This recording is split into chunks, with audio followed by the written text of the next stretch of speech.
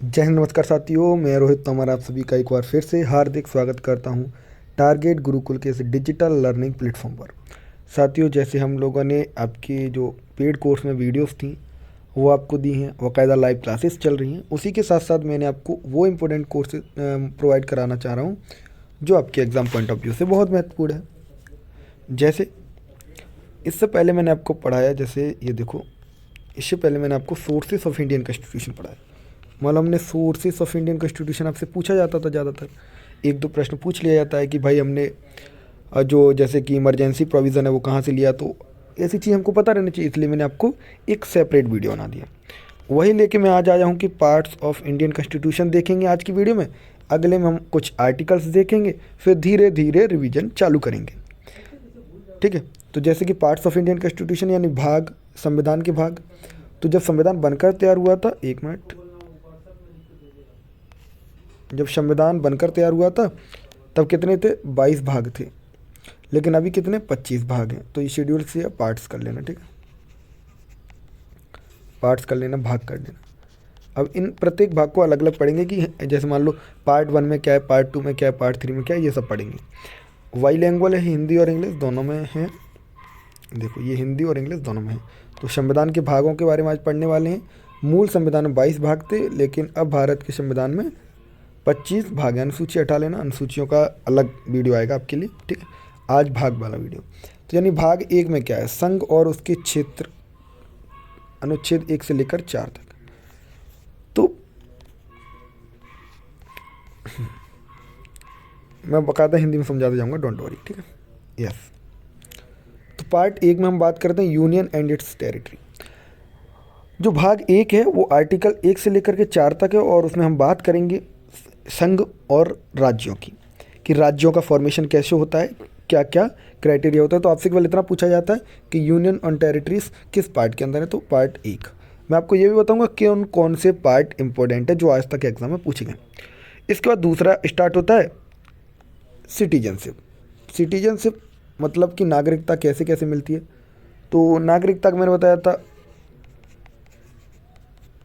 ऐसे भी एक बर्थ से मिल जाती है।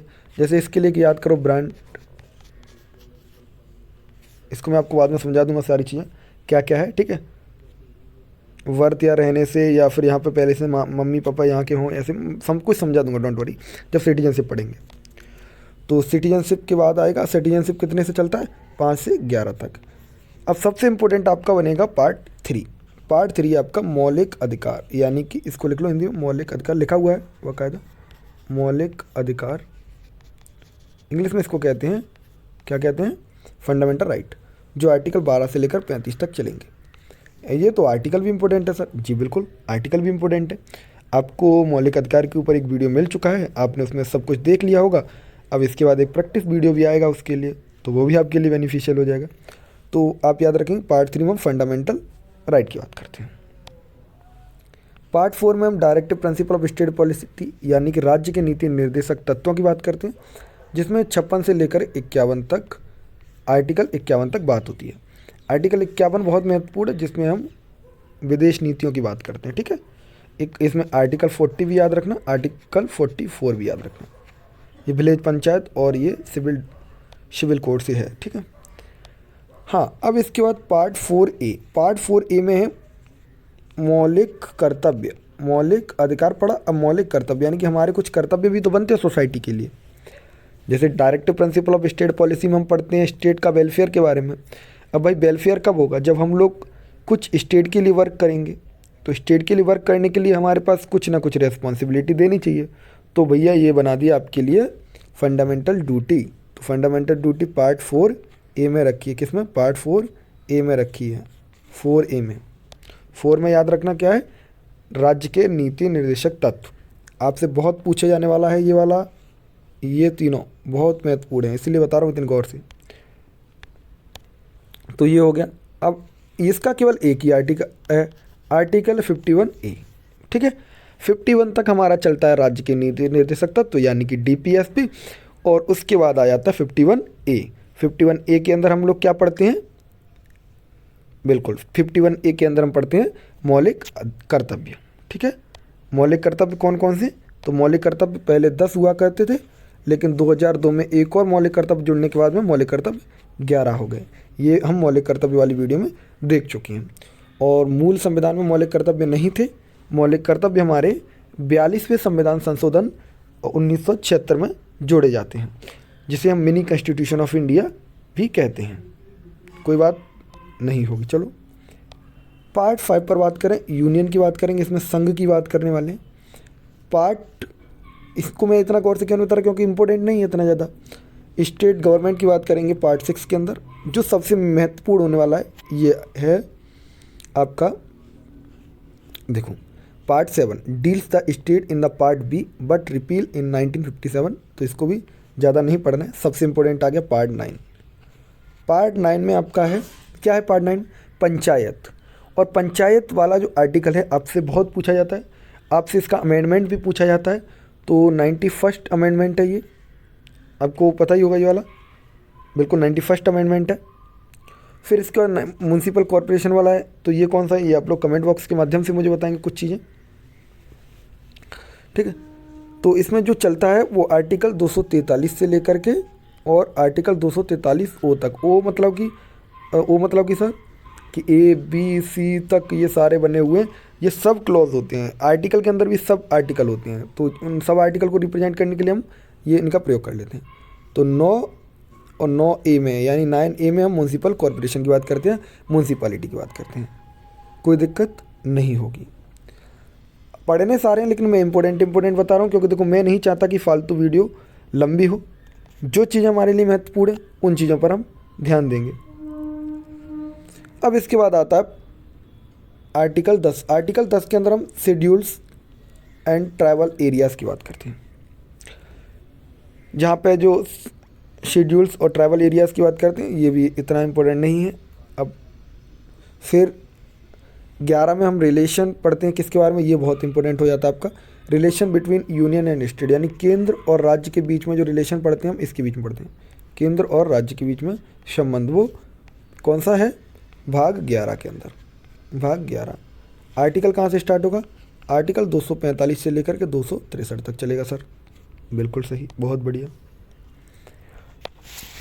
हाँ, अगला बात करें तो अगला हमारा चलता है इलेक्शन। तो इलेक्शन हम पार्ट 15 के अंदर बात करते हैं, यानी पार्ट 15 के अंदर, भाग 15 के अंदर बात करते हैं। 324 से लेकर के 329 तक है, 329A तक।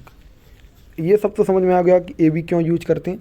सब आर्टिकल बनाने के लिए AB का प्रयोग करते हैं हम लोग, क्योंकि देखो जो आर्टिकल पहले से बने हैं अब उनमें अमेंड करेंगे तो कुछ ना कुछ लिख कर एक उनके लिए अलग से पेज जोड़ेंगे, तो उस पेज पर पेज नंबर तो लिखना पड़ेगा ना। वही होता है ये सारी चीज़ें, ठीक है। इसके बाद आता है ऑफिशियल लैंग्वेज। तो कुछ जो 22 भाषाएं हैं वो किसके अंदर हैं? तो भाग 17 अनुसूची 8 है। ऑफिशियल लैंग्वेज कितनी है? 22। 343 से लेकर के 351 तक, ये सब लिखना है आपको। लिख लिया? सही है। इसके बाद आता है इमरजेंसी प्रोविज़न। इमरजेंसी प्रोविज़न पर हम बात करेंगे भाई, इमरजेंसी प्रोविज़न की बात कर लेते हैं। बिल्कुल सर, इमरजेंसी प्रोविज़न बहुत इंपॉर्टेंट, इस पर तो करना ही करना बात। तो बिल्कुल इमरजेंसी जो प्रोविज़न है आपका भाई, वो इमरजेंसी प्रोविज़न कब लगेगा? तो इमरजेंसी प्रोविज़न आपका आता है आर्टिकल 18 के अंतर्गत, वो भाग 18 के अंतर्गत। और इसमें आर्टिकल चलते हैं 352 से 360 तक। अब आपको पता है कि 3 प्रकार की इमरजेंसी होती है। राष्ट्रीय आपातकाल होता है एक राष्ट्रपति शासन होता है, एक फाइनेंशियल यानी कि वित्तीय आपातकाल होता है, नेशनल इमरजेंसी, प्रेसिडेंटल इमरजेंसी, और एक होती है फाइनेंशियल इमरजेंसी। फाइनेंशियल इमरजेंसी आती है आर्टिकल 360 के अंदर, और राष्ट्रपति 356 के अंदर आता है, और नेशनल आपकी 352 के अंदर आती है। ये सब हम जब इमरजेंसी पढ़ेंगे तब देख लेंगे। तो अब यहाँ पर हमने भाग 18 देख लिया। भाग 19 में मिसलेनियस है। 20 और इम्पोर्टेंट हो जाता है, जिसमें अमेंडमेंट की बात करते हैं कि संविधान में कोई हमें अमेंडमेंट करना है तो क्या क्या प्रोसीजर होगा। वो प्रोसीजर बताने के लिए आर्टिकल आप याद रखेंगे 368, बहुत फ्रीक्वेंट एग्जाम में पूछा गया है, सबसे ज़्यादा पूछे जाने वाला क्वेश्चन यही रहेगा। अब आप सोच रहे होंगे भैया आप तो हर एग्ज़ाम में वो हर कोई क्वेश्चन मिलता है, आप कहते हैं हर एग्ज़ाम में पूछा जाता है, सबसे ज़्यादा इंपॉर्टेंट है। भाई देखो ये एक टेक्निक होती है जिससे आप लोग को याद करने में अच्छा लगता है कि भाई ये क्वेश्चन आया हुआ है। तो ये मैं बता रहा हूँ आपको, भाग 20 में, ठीक है, किसकी बात है, अमेंडमेंट यानी कि संशोधनों की बात है संविधान में, और इनका जो अनुच्छेद है वो 368 है, ठीक है, लिख लो। हाँ, कुछ लोगों की अभी इच्छा जागरूक हो रही होगी भैया से बात करना है तो कैसे करेंगे, तो ये इंस्टाग्राम आईडी है,